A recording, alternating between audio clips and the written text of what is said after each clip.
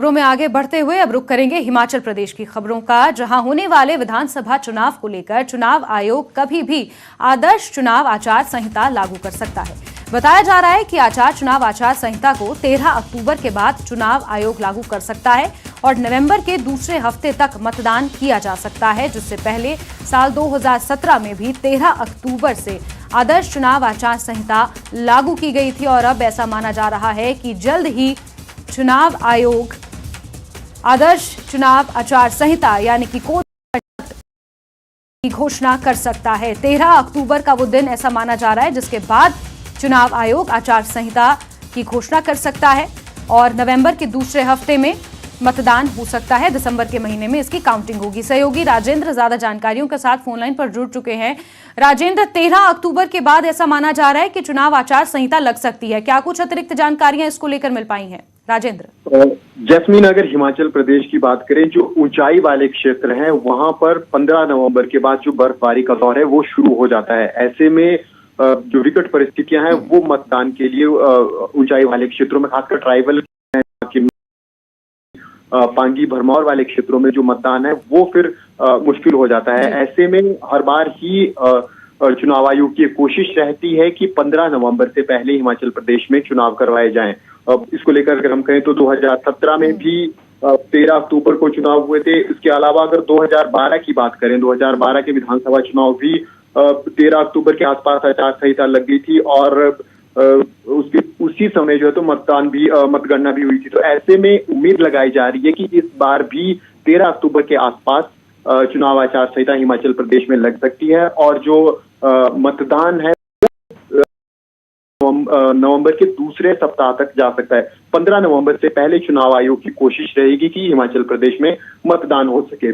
वहीं अगर राजनीतिक दलों की हम बात करें तो कांग्रेस पहले ही कांग्रेस प्रदेश अध्यक्ष मांग कर चुकी है कि चुनाव आयोग देरी कर रहा है तिथियां घोषित करने में। और अगर भाजपा की हम बात करें तो भाजपा की तरफ से भी लगभग तैयारियां पूरी हैं। जो महत्वपूर्ण घोषणाएं थी वो प्रधानमंत्री से करवाई जा चुकी हैं। मुख्यमंत्री जयराम ठाकुर तमाम जो शिलान्यास और उद्घाटन है लगभग वो कर चुके हैं। एक जो घोषणा बची थी प्रधानमंत्री से करवाने की, वो चंबा दौरे पर इस वक्त प्रधानमंत्री करने जा रहे हैं। तो ऐसे में दोनों राजनीतिक दलों की तैयारी पूरी और इलेक्शन कमीशन भी ये कोशिश करेगा कि 15 नवंबर से पहले हिमाचल प्रदेश में चुनाव करवाए जा सकें। जी जसमीन। बिल्कुल राजेंद्र, इलेक्शन कमीशन भी ये कोशिश करेगा कि 15 नवंबर से पहले जितने भी भौगोलिक स्थितियां हिमाचल प्रदेश की उसके मद्देनजर चुनाव करवा सके। लेकिन क्या इलेक्शन कमीशन की तैयारियां पूरी हो चुकी हैं? जिस तरीके से ऑफिसर्स की नियुक्ति होनी होती है या फिर जो ग्राउंड लेवल पर चुनाव आयोग की तैयारियां होती हैं, उसको लेकर चुनाव आयोग किस तरीके से नजर आ रहा है इस वक्त? जी बिल्कुल, हिमाचल प्रदेश में चीफ इलेक्शन कमिश्नर पहले ही आ चुके हैं। तैयारियों का जायजा ले कॉन्फ्रेंस को भी उन्होंने संबोधित किया था और वहां इस बात का जिक्र किया था कि हम कोशिश करेंगे कि जो एक तिथि है 15 नवंबर, उससे पहले हिमाचल प्रदेश में मतदान हो सके। इस बात का उन्होंने कहा था कि इस बात को इलेक्शन कमीशन ने ध्यान में रखा है। वहीं अगर तैयारियों की हम बात करें तो जो तमाम प्रशासनिक अधिकारी इलेक्शन प्रोसेस में इन्वॉल्व होने हैं उनका प्रशिक्षण सबका पूरा हो चुका है। सभी अधिकारियों को ट्रेनिंग दी जा चुकी है। सिर्फ जो कर्मचारी हैं, छोटे स्तर के कर्मचारी हैं जो पोलिंग बूथ पर रहेंगे, उनका एक प्रशिक्षण रहता है जो कोड ऑफ कंडक्ट लगने के बाद ही जब ईवीएम बाहर आएंगी, ईवीएम पर उनकी प्रैक्टिस होगी, वो उसके बाद होता है। लेकिन इससे पहले की जो प्रक्रिया है वो इलेक्शन कमीशन,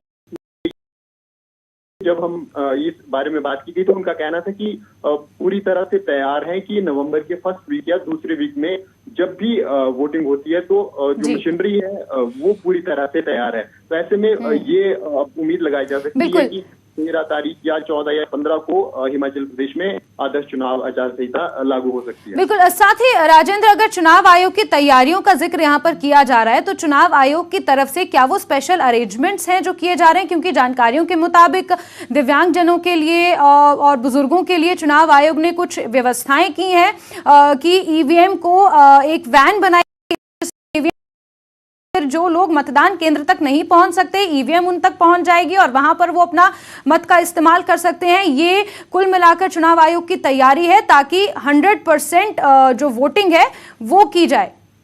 जी बिल्कुल। अगर बात करें तो इस बार एक स्पेशल कैंपेन चुनाव आयोग की तरफ से चलाया गया है शतकबीर मतदाताओं को सम्मानित करने का और उन तक पहुंच बनाने का, ताकि 100 वर्ष की उम्र पार कर चुके मतदाता हैं वो मतदान दे सकें और उनको देखकर जो युवा मतदाता हैं वो प्रोत्साहित हो सकें। ऐसे में चुनाव आयोग की तरफ से स्पेशल अरेंजमेंट किए गए थे। डीसीज, एसडीएम जो पहुंच सकते थे वो जो के पास गए, उनके घर गए और उनके हालचाल जाने और इसके अलावा मतदान को लेकर भी उनसे बात की। ऐसे में पिछली बार भी चुनाव आयोग की तरफ से व्यवस्था की गई थी कि एक अधिकारी जो है तो वो चुनाव आयोग का उनके घर जा सकता है। ऐसे मतदाता जो चुनाव आयोग नहीं पहुंच सकते हैं ठीक है। यानी राजेंद्र, कुल मिलाकर ये कहा जा सकता है कि जो राजनीतिक पार्टियां हैं उन्होंने जितनी जोर आजमाइश करनी थी, कोशिश करनी थी, वो उन्होंने कर ली है और अब बारी चुनाव आयोग की है। देखना होगा कि कब चुनाव आचार संहिता का ऐलान चुनाव आयोग द्वारा किया जाता है। राजेंद्र, फिलहाल बहुत शुक्रिया तमाम जानकारियों के लिए, लेकिन लगातार बने रहें, आगे भी खबरों पर आपसे हम